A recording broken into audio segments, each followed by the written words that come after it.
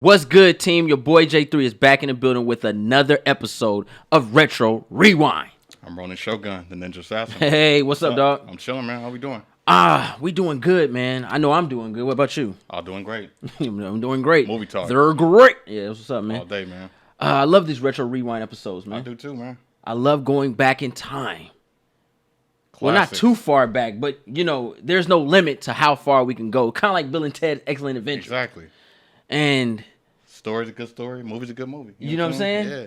And just recapping it really reminds me of the good old days when you go to school and you talk about movies. Yeah. You talk about Hercules, Kevin Sorbo, what happened afterwards. Yeah. Like, man, did you see that on Saturday? It was great. Like Hercules and Aeolus, and then Xena and Gabriella, and it was like, wow. And then Ares came looking like a knockoff of Jason Momoa, and it was like, yo, this Before is great. Jason. You know Exactly.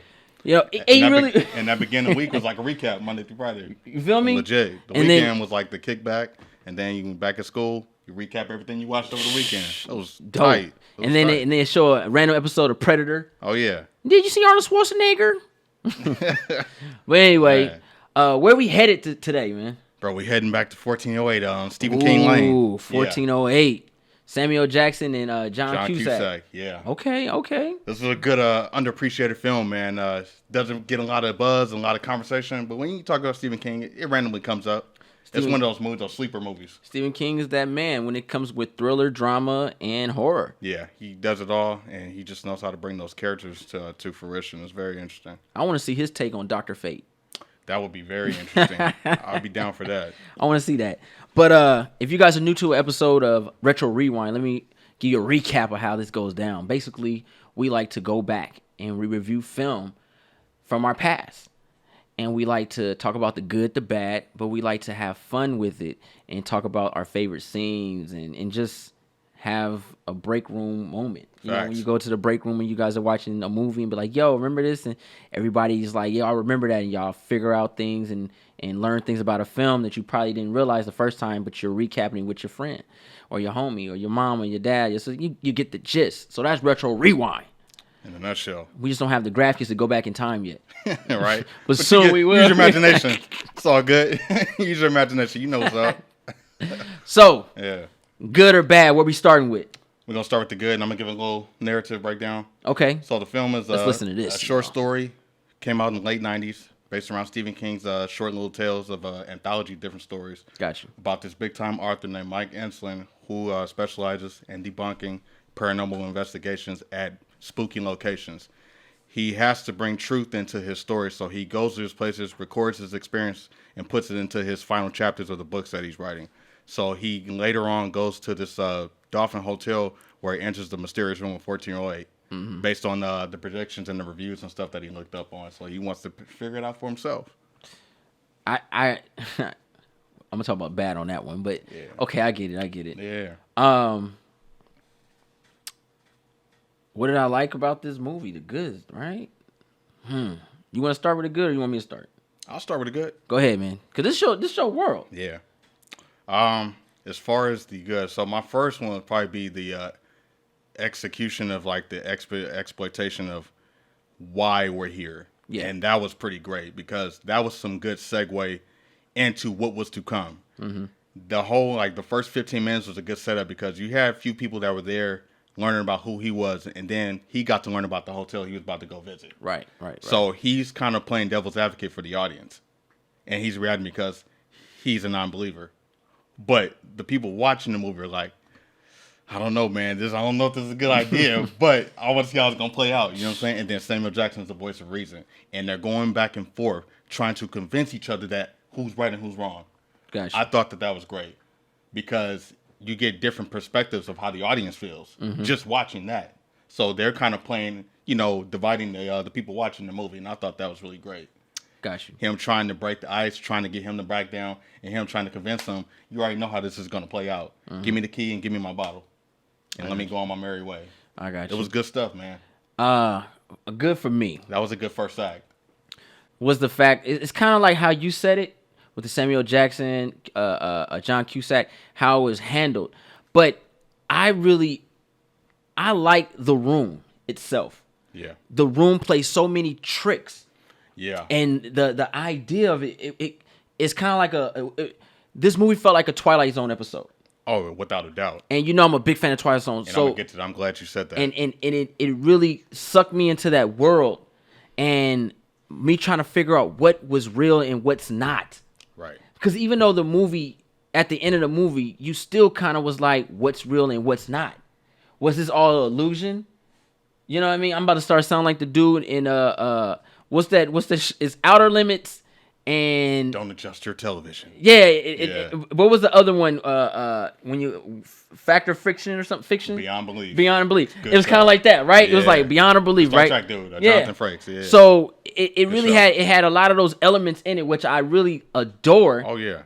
And I thought that was really cool because when we talk about the scenes, there were certain scenes that had me like, okay, well, I need that camera to see what's really going on. Right. Because in his head he see other stuff, Right. but what's really going on? I really like that about the movie. That was pretty cool because now you're diving into the fantasy and mysteriousness of things and a little bit of the supernatural somewhat because we don't, like you said, we don't know if it was mental or if it was actually going on. But as the movie was going on, I felt like he started to experience reality in certain scenes, and we'll get to that. I don't want to jump the gun too quick. But I liked how he had to basically keep tabs on everything that was happening because there were key points in the movie where you started to dive into his past. Mm-hmm. And you find out that he has somewhat of a broken relationship, and it kind of played a key factor when he was in the 1408 because he did come from a happy family. He had a daughter and he had a wife and everything, but in 1408, he wasn't with them. Mm-hmm. He was alone again. Mm-hmm. Those memories start to come back to haunt him. And this is where the reality and fantasy kind of comes into play because it's like, wait a minute. He's actually experiencing some emotion right now. Yeah. Where's this coming from? Like, did something in his mind trigger that when he was in the room? Because, again, it happened so fast. Yeah. And he became a believer right away. Immediately. You know what I mean? And that was the funny part. 2 minutes in. Yeah. So it was like, all right, maybe he really is experiencing something. And I like the idea of what you just said about the Twilight Zone because this factors into my good as well. I feel like after watching this movie and revisiting it again, I felt like 1408 itself could have been an anthology series of different people showing up to this hotel, going through their personal experiences, and Samuel Jackson as the hotel manager being the host of the aftermath and the before. Kind of like a jigsaw. Exactly. Boom. Yeah. That would be tight. I would love that because there's so much more room to explore. And besides, we only got John Cusack's point of view. But imagine random people staying here, same way he acted, not believing, experiencing something differently. Some may live, some may survive and live to tell the story. And then at the end, you got Samuel Jackson coming in with the suit and tie, sitting down in the rocking chair, the whole Mr. Rogers vibe, the cigar, giving you the setup and giving you the gist of the before and the after. That would be fire. You know, it's another thing about the movie, like how I took it and what I liked about it, because it gave you that feel of the other realms and other. It's just something that it's hard to put your finger on, but it felt more like a redemption story for me. Also, Yeah, definitely. it felt like the hotel or the room itself, the people that was in there all had demons that they needed to clear up. Right? Yeah. And if they couldn't clear it up, then they will kill themselves because it was like they could not live with themselves anymore. Right. To, it's like somebody that, let's say, set somebody up and got somebody killed. Right? And then they try to live their life and the room knows this about them and it haunts them with this every second they're in that room. So much that they can't handle it. Like personal deep secrets. Exactly. Gotcha. Personal Okay. deep secrets that have to be revealed. And Mike, as a character, he didn't really have a deep secret. He just had, he was sad. Yeah. He lost his daughter. He lost her. You know what I mean? And he was mean to his wife, Yeah. his father. He lashed out to the people that were supposed to love him. And that was his redemption to overcome those obstacles. Right. Because in the movie, you see him, that's what I like about it. You see him apologizing and trying to make good with the others that he loved. Right. So I thought that was really deep. Like, okay, this room is not necessarily bad, but then the room will say, you got another hour to kill yourself. Get with the Right. program. So it's kind You of gotta like, survive. Good luck. yeah. Yeah. And then you survive it, and then it was like, I'm gonna cheat this. Right. So I'm gonna talk about what I don't like. But yeah, go ahead. Oh yeah. I also liked the motivations as to why he was, doing this, going to this place. Yeah. Because he felt like, he had something to prove in a sense. Mm-hmm. And I feel like it had to do really with his family, because his wife said, write down your thoughts and your ideas, document them. Yeah. You feeling some kind of way? Write down on a piece of paper, talk about what's going on and things like that. And he got to experience firsthand what it was like to not have help or have a backup or assistance or anything like that. So he was vulnerable for the first time because, Mike was really cocky and arrogant. Yeah, of course. Writing books and things like that, and being right, but being proven wrong was like a challenge for him, because he's like, all right, you guys got me on this one. Mm-hmm. But he had to go through a nightmare to understand that certain things are not to be played with, because all the things that people don't believe in, we believe it because we're interested in what's the afterlife. Mm-hmm. There's always a question, no matter what. Even if you don't, there's always a question about the afterlife. Like, where's your soul go? What happens? And he was the one guy that was questioning this. Yeah. He just wanted clarification. Yeah. But it took a nightmare for him to see that there was pain and love and loss and all these things that he didn't believe. Mm-hmm. So it was like a reconnect with himself. Yeah. And I just love that we got somewhat of an origin as to why he was here and what made him want to tell this story. Yeah. And it had to do with his wife. I thought that was really great. Even though we barely see her in the movie, she plays a key part into his motivations. Yeah. I thought that was a dope scene. Yeah. I thought that was emotional as well. Yeah. It went back to his family. And this is the last thing I guess we like, because we know we got to move on with it. Yeah. But one of the last things that I like the fact is that the room was real. Yeah. And the room was really setting up stuff. Like, I think the room set him up to come. I think the room had like that. You remember on X-Men 1 when Professor Xavier has the cerebral, is this, did I say it right? Yeah. And he can sense mutants. Right. I think the room calls out for lost souls. Interesting. I never thought about that. And because I felt like, because she was like, what? Where? Huh? Yeah. He's like, the Dolphin Hotel. And he's like, what? And then he wakes up. It's like, and then Samuel Jackson character, the caretaker, I guess you call him that. Right. He's like, he's there already waiting for him. Right. And then, you got, what's the old boy from Law and Order? Scapegoat for the whole damn machine? So, and then he's like, I ain't the going. The greatest black character.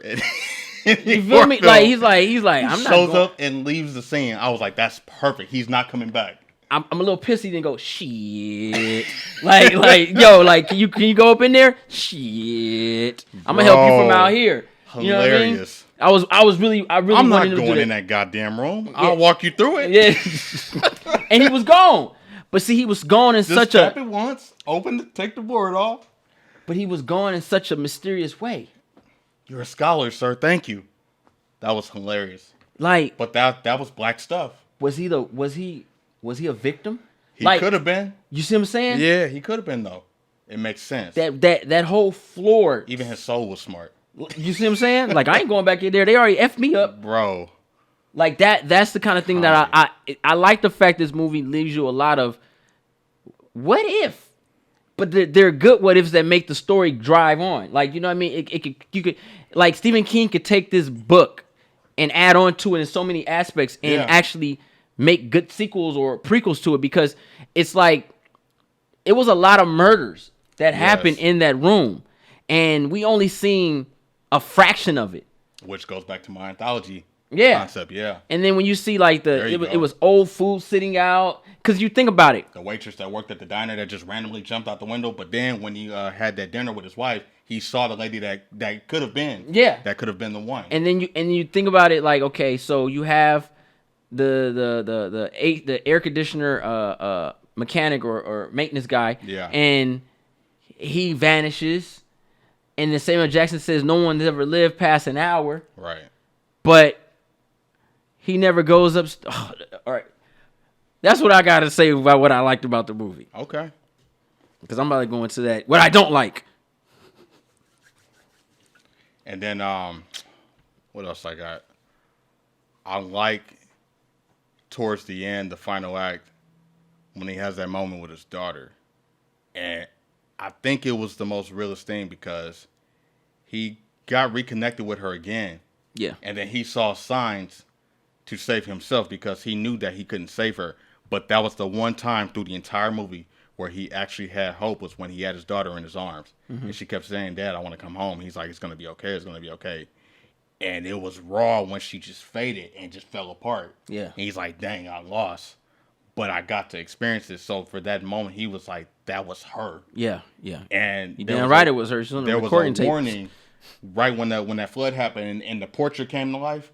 And you can see the sign on the wall that said, burn me alive. That's your only way to escape.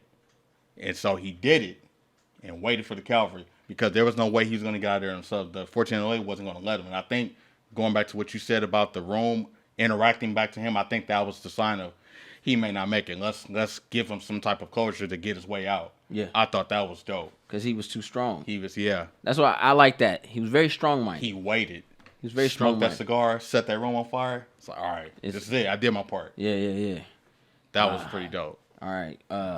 Let's get into this what I don't like. All right, for sure. Right? So let's dive right into it. Right. Samuel Jackson tells him, right? He says, yo, no one has ever lived past an hour of being in this room. Yeah.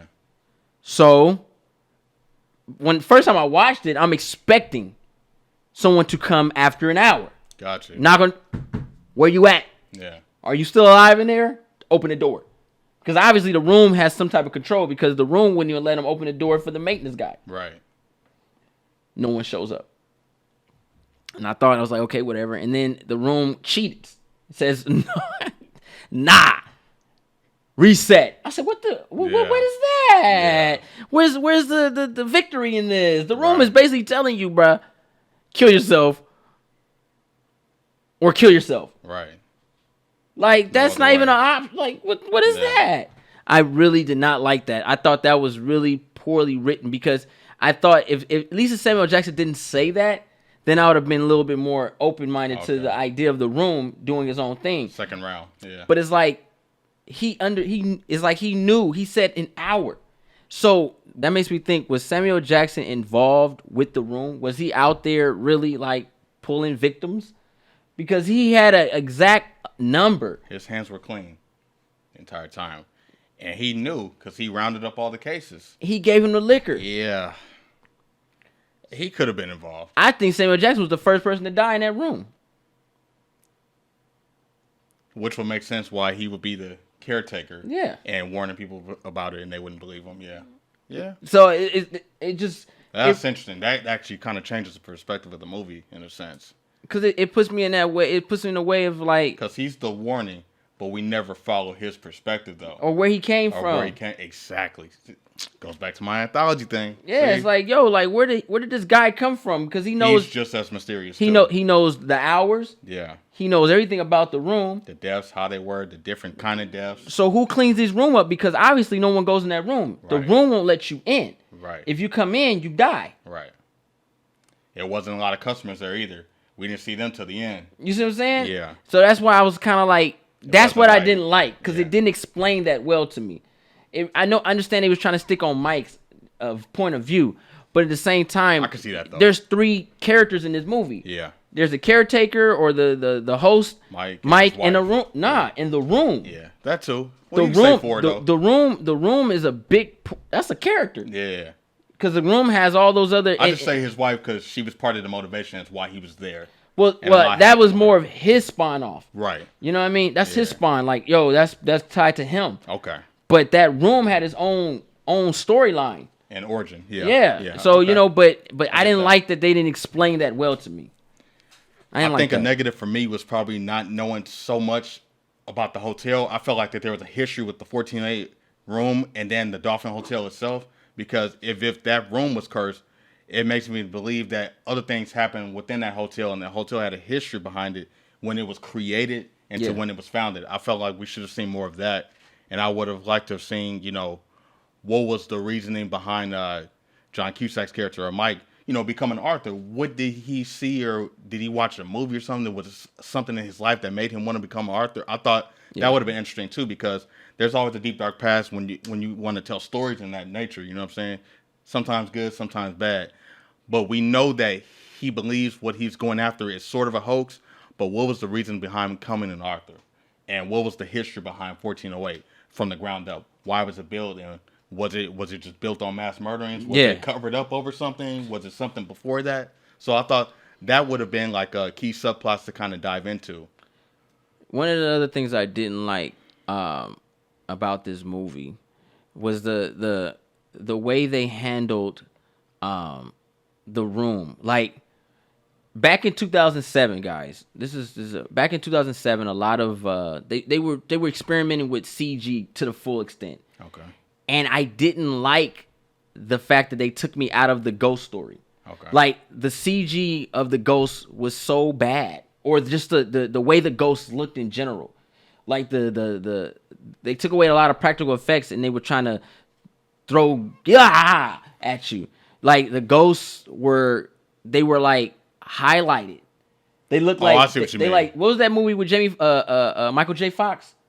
The Ghost, 13 Ghosts or something? Frighteners. Peter Jackson. Yeah. It had that. Yeah, but we understood what we're getting with that compared to this. Like, this looked like some Ghostbusters, ghosts running on the sidewalk. Remember the ghost was walking and Peter Venkman pushed it? Like, it took away. They were too bright. They were too Casper, I'll say. Let me ask you, because I know exactly what scenes you're talking about.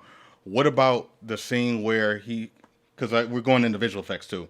The scene where he's at the window, right? Yeah. And he holds up the chandelier light and he sees himself, and you see a victim coming at him like trying to slash him. Was that kind of? No, that was cool. But for the most part, I'm talking about the ones that were jumping out the window. Where they look like televised. They look like TV.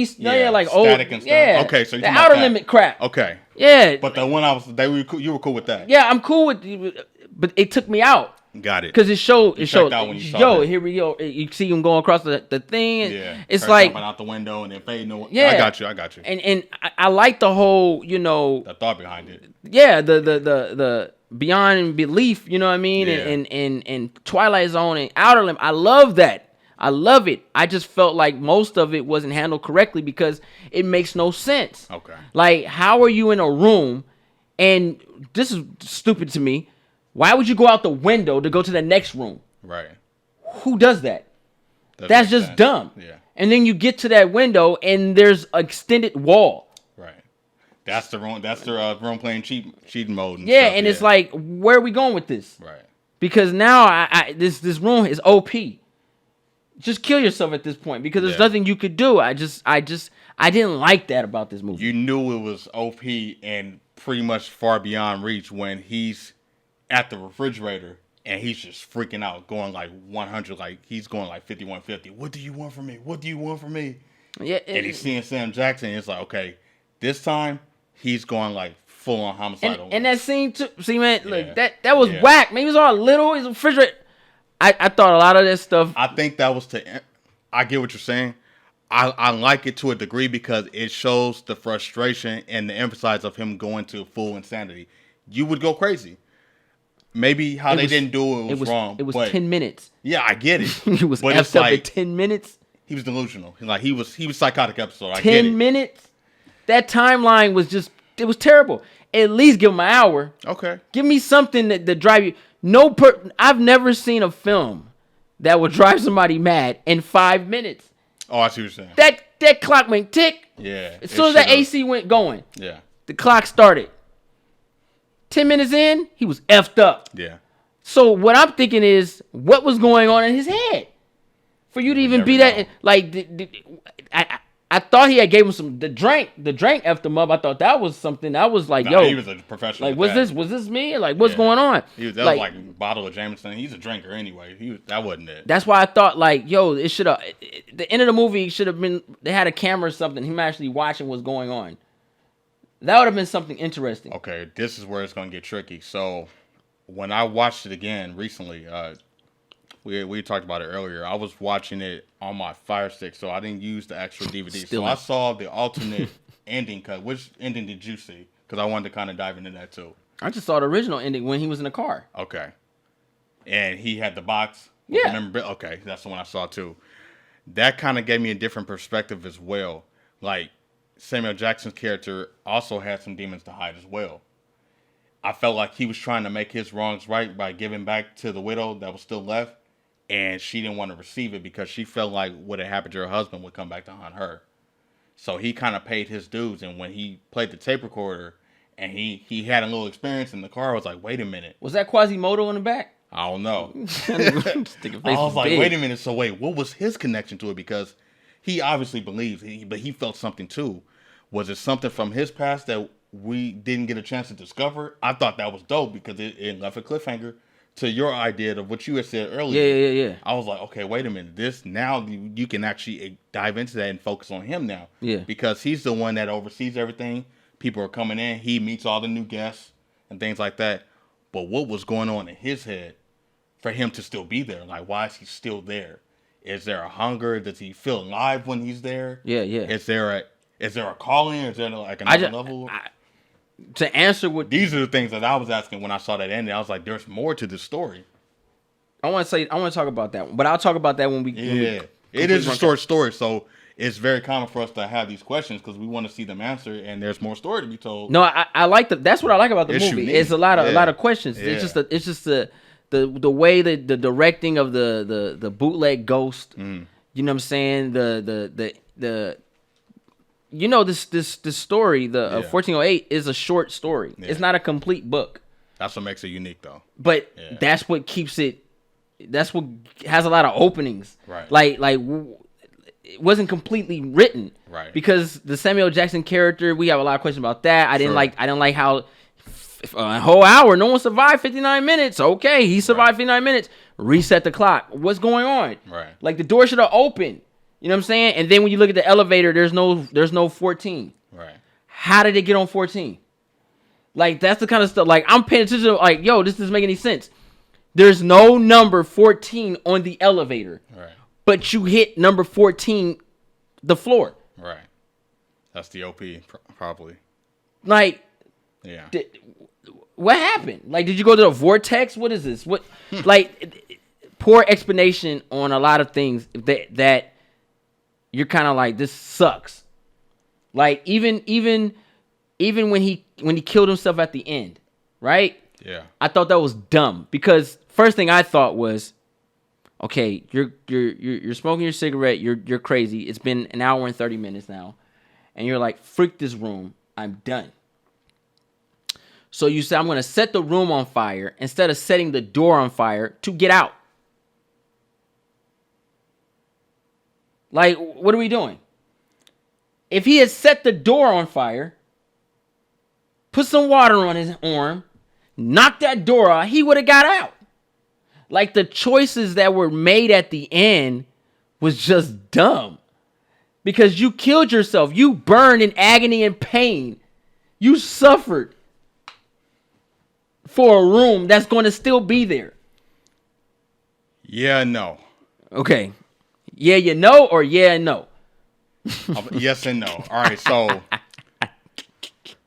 basically, I think the whole thing behind that, because when he burned the wall alive instead of the door, I think that was just like metaphorically, like there's something over here that was speaking to him. I think mentally and subconsciously, I think he knew that there was no way for him to get out of that door, no matter what he did. He said, I had to burn some other part of the room that's going to give him answers and closure as to what he was looking for. Because at that point, he was looking for closure. He got to see his daughter, which that was one strike. He knew the only way out was to attack the room. That was his second straw. The door wasn't going to work. And if it did, he was already dead. So by that time, it was just like, let me get the answers and let me burn this wall to get out of here in case there's anything else I have missed and have not seen. That's kind of where I got from it. I think if he had gotten the door and they showed up, it would have made him look crazy, and they would have his story would have just ran off into the mist. He would have become an urban legend, and then that book would have never got published. He had to die for them to go investigate and to look at what he left behind. I get that, but at the same time, he's dead. True. And he's stuck in the room. Right. him and his So daughter. he lost either way. I get you. Like it's like it makes sense why this was a short story that they made into a film. It could have played out. It just didn't play out differently. correctly for me. It ended poorly. Okay. But that's how I feel about it. You got anything else you didn't like? Nothing. I hit all my points. You hit all the points. All right, Yeah, word. yeah. So let's go and talk about these scenes, man. What's your favorite scene in this movie, bro? My favorite scene is when the timer clocks out and he goes to the restroom and he's drinking the bottle and he noticed the handkerchief on the counter. And he's like, wait a minute. He was like, that was pretty good. Like, Yeah, like he started admiring it, like the evil was messing toilet with paper him. was wrapped in all that. Yeah, Things. Like he what? was like, wait a minute. And that was when he was like, okay, you're gonna have to try hard. You know, he was still cocky, but still kind of scared. But Like trying yo, to because that would have freaked me out. yeah, That would have freaked me out. Like yo, he even said it out loud. You're gonna have to try harder, and they did. So it was like, okay, now it's game on. I'm gonna f you up in his head. You know what I mean? So that was great. Yeah. And I just like how that tape recorder was like his armor. That tape recorder was everything to him because without that, none of this would be talked about or read about or heard. So he had to document it. That tape recorder was his weapon. So I love how everything that was happening, he gave full detail in fear mode. I thought that was pretty good acting. Yeah. Yeah. He was selling it. one of my favorite scenes. It's a two-parter, Okay. but it's when the room took control of his mind, Yeah. right? And he got into the surfing accident. His wife back in there, whatever, and he went to the book signing. And the girl goes up to him and she's like, hey, he's like, where you get this book from? One of his early books he wrote. And she's like, I love the dad and son thing in here or something like that. And she's like, where did you get the information from? And he's kind of like, I just made it up. But then later in the movie, you understand that it was his father. Yeah. And I don't think he had such a great relationship with his dad, or his dad gave him tough love. And when his daughter died, he was just angry at everybody. Yeah. And then he got that time to apologize to his father, which I think already had died. Right. And I thought that was really dope. I'm really stuff like that touches me. There's family dynamics in here, some really good stuff. Yeah. And I really adored that part because I was like, yo, that's what that book was about. The book was about him and his father. Yeah. And he was so in denial or regretful mode when he went to that book signing because his daughter had died. He was lashing out at everybody. He didn't even want to bring back the relationship with his father he had because he knew he had probably did dirt or had disowned or however he handled it to his dad. So he felt some type of way when she brought that to his attention. But the room made sure that he acknowledged that shit. Yeah. The room was so dope with that. Like they was like, you need to clear your conscience before I kill you. Wow. Yeah. I love that. That's what I loved about the movie. That's deep. Dope scene. I also like the scene with his daughter, man. That was heavy. Because it was like, do or die, or just accept it or don't. And when he saw her, it was just like, man, I'm here, I'm not going anywhere. He righted all his wrongs, and then she just faded. And then it was like, all right, I know what to do now. So it kind of gave him answers, but at the same time, kind of gave him what he was fearing, what he didn't want to happen. Yeah. And it did. So it was almost like a second chance for him, not for her. Yeah, I think the whole Yeah. that's what I It was think all the about room the was second doing. chance. Like just clearing your conscience before I kill you. His wife showed up. She got the information. The room called her, bro. Yeah. So it was like it was foreshadowing from both sides. It was crazy. Low key. After this movie, like every time I hear you have a new vacation at the Marriott Hotel, click. Yeah. I want to hear that shit. I ain't signed up for nothing. Right? On the hotel trying to get me, bro. But no, I like this. It's a short movie. It's a lot of good scenes, but there's a lot of bad for me. But that's kind of really what I had. Like I really liked about it. And besides, old boy talking about, I ain't going up in that room, man. Like that was keeping it 100. Genuine too. Yeah, like yo, I'll guide you from here. He Yeah. looked in that room like I'll walk you through it. nah, you crazy for even being up in this motherfucker. Like, you know what I'm saying? Like, And he was so old school and nonchalant. I love that, man. and he was disappeared. great. The way he walked Just away, he didn't even disappeared. have no pep in his walk. He was disappeared. He was gone. I love that. That's old fashioned black. Mm-hmm. and the very last scene, I guess you call it a director's cut. That's a director's cut. Yeah, ending? yeah. Was Samuel Jackson and him playing back the tape and hearing his freaking daughter. Yep. Like, that's like ghost hunting 101 Yep. to actually get the proof. That was it, right? That told you that recorder, man. It was like, yo, That was everything. she was in that room. Yeah. So that And leaves that's all another. Mike wanted. This is what I like about this. That leaves an open question for me now.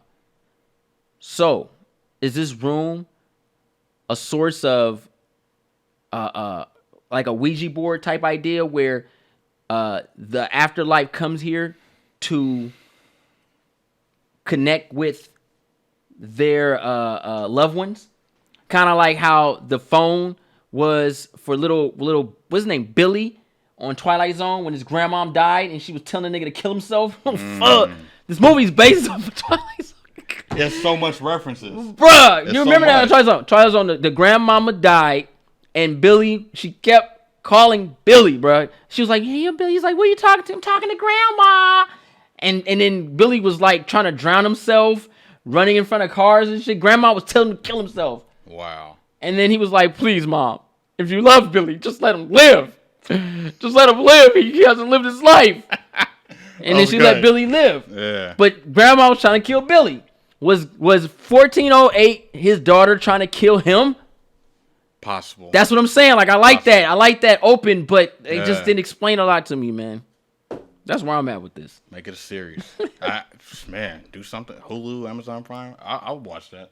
They probably gonna 1408. if you guys out there, you know, throw this stuff out and it's like, yo, these guys are Hey. talking about 1408. Hey, you guys Maybe- heard it here, man. Yeah, maybe they 'Cause might find it. I like, will yo, watch that. Hey, maybe we can do something like Yeah. that. Hey, we need new content. You know, the world's been on slow mo for Stephen a King minute. gets hot on the streaming platform. You know I what I don't mean? know if y'all know. Castle Rock. Fire. Yeah. That's just a universe in itself. But to give me a show that takes place in this hotel based around the short stories, I think you can create some fire with that. Yeah, That's a new age Twilight Zone for us. That's X-Files. That's all that roamed into one. X-Files. We need that. But it would. I like the fact that it's. I'm mixed. I have mixed feelings. I like the fact that the movie opens the door to find out beginning and the ending, why and who and what and all that stuff. I like that. Yeah. I like the fantasy of it because it keeps you on your toes. But I don't like the fact that they try to throw information in, but it contradicts itself. Gotcha. And it throws you off. It's like, what the freak? That doesn't make any sense now. Like, you threw me off. Like, you could have just not said anything and just let me Twilight Zone this mug. Right. Let me come to the conclusion. And just let it in. Mm-hmm. But they try to. That's that writer crap. Yeah. We gotta kind of get the audience into some mode of it. Like, no. Instead They of just letting it be. yeah, just let it be. Twilight Just, Zone would end, and you would have questions because it ended so tight. Yeah. And you wanted more because you didn't get the information that you was and you make it expecting. your own ending. Right. That's what was the beauty of This movie, Twilight Zone. this movie had to be your own ending. Sure. How you took it at the end. Sure. What really happened? Yep. Did he live? Did he break out? Like, that's what I thought this movie should have ended like. But for the most part, I dug it. I watched That's a it. good point. Because when was the last time like we had endings like that, bro? Like where it was just like bleak. It was like hopeful, but it was still like dark endings where it just ended and you still didn't have the answers quite there, but you had the gist of it, and then it just ends and the credits roll. We don't get ballsy endings like that anymore. Yeah, that's true. It's just everything's kind of wrapped up in a bow tie, and I do appreciate that they kind of went this route because there were still questions. But they did. You could see that they clearly tried to wrap it up. Yeah. Like you said. Wrap it up. So I appreciate that, man. And I feel like movies need to do that more because, like you said, it's all about what we interpret and how we discuss it. Because at the end of the day, a movie ends, you're supposed to talk about it. If you're not talking about it, then it's really a problem. Exactly. Because it didn't impact you. Exactly. And we've also made that point before in the past. I mean, it was 2007. This movie came out in 2007, and we're still talking about it. And we're still talking about it. Yeah. Because it's one of those movies you can go back and you can chill with it. Yeah. But on that note, what do you give 1408, bro? I'm going to give 1408 a solid B across the board. Solid B, man. This is a good movie. Definitely rewatch it. Definitely read the short story from Stephen King, too. If you like that Twilight Zone feel, Outer Limits, this is definitely for you, man. Some really good performances in the film as well, man. Cusack crushes it. I'm gonna be a little different, man. Yeah. Even though the movie's entertaining, you can watch it, but at the same time, when you watch the way it was directed, when it comes to the ghost. It went from serial killer, real life look like the scene you said when he saw himself was like, yo, that looks dope. That's unique. And he goes, look, being nothing beyond that kind of deal. That's cool. But then they clash with it and they show like a digital old 1930 TV screen monitor looking human being jumping out of a window for no reason. And he's looking at him and he's seeing the ghost, and it's just the way it was handled. Samuel Jackson was barely really in it. You know what I mean? Like, he said his piece, he gave information, never checked on him. It was like the flaws kind of really F this movie up for me, man. Okay. Like, it over saturated the good, man. It was like so much bad, because even at the very end when you heard the daughter, it was cool, but it was like, why is he even there? You know, what purpose does he have now? You know, the hotel called out to the wife, but they still didn't explain that. Right. You know what I mean? Like, it was just, it puts it up in the air. I get you. I'm gonna give this movie a D+, man. Okay. It's entertaining. Like, you can watch it, but that's fair. For the most part, like, it could have been a C- for me, but it was just so much of it. It's like, so much outweighs what you liked. Exactly. It's entertaining, but at the same time, that. it's a D+ movie with me, All man. right. Yeah. But Yeah. that's Retro Rewind, man. That's what it is. We go back and we talk about it, man. That's I what love we it, do. man. I love this. Great. I love this idea, man. This is Yeah. dope, man. You gave it a B. I gave it a D+, man. I hope you guys enjoyed. If you're new to the channel, go ahead and push that subscribe button. Thumbs this video up. Do not forget to share Instagram, Facebook, Twitter. If you watch 1408, put in the comments down below. Tell us what you thought about this movie. And you know what? Give it a grade. Yeah. I would love to know what you guys gave this movie. And have some more fun. What was your favorite scene of the movie? That's always fun to watch. Oh, yeah. Or read. No doubt. Shout out to you, Joe, for coming through. Man, thanks for having me, man. Always a pleasure. And, Retro Rewind all day. Retro Rewind. And yeah, stay tuned for some more episodes of this. And we out.